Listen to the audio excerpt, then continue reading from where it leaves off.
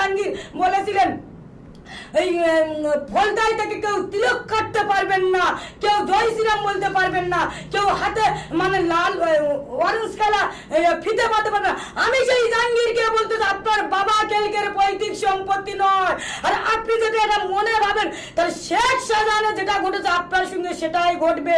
আপনার কোনো বাপ জামিন করাতে পারবেন না, আপনার মা মমতা বন্দ্যোপাধ্যায় জামিন করাতে পারবেন না, আর আপনার আদরের বড় ভাই অভিষেক ব্যানার্জি আপনাকে জামিন করাতে পারবেন না।